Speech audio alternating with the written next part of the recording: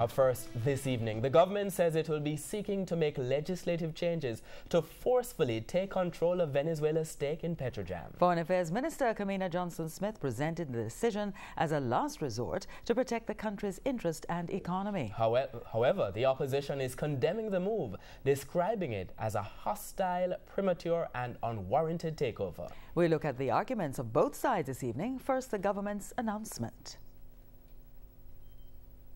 Ownership of the Petroleum Corporation of Jamaica, Petrojam, is currently split between Jamaica and the Venezuelan state-owned oil and natural gas company PDV Caribe. Jamaica owns the slight majority with 51%.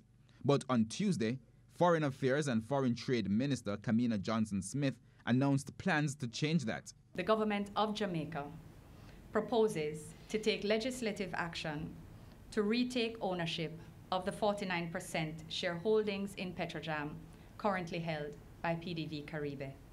She says the decision follows a long list of failures on the Venezuelans' part.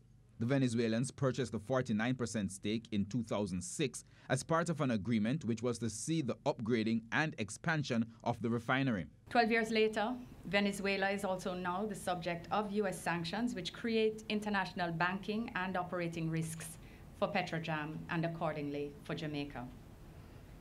12 years later, the current status of the Petrojam refinery now poses a risk for the economy and for Jamaica.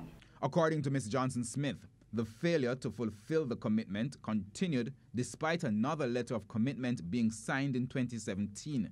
She says since then, negotiations for a buyback have been dragging on with no success.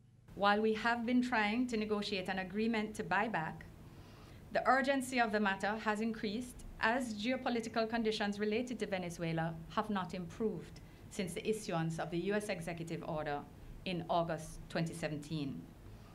The circumstances increase the potential for it to become more difficult, even more difficult for Petrojam to operate, to simply make payments, to purchase supplies, and to use international banking services.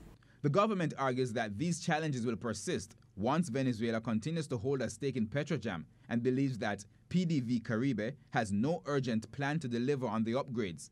Hence, the proposed legislative action under the Land Acquisition Act.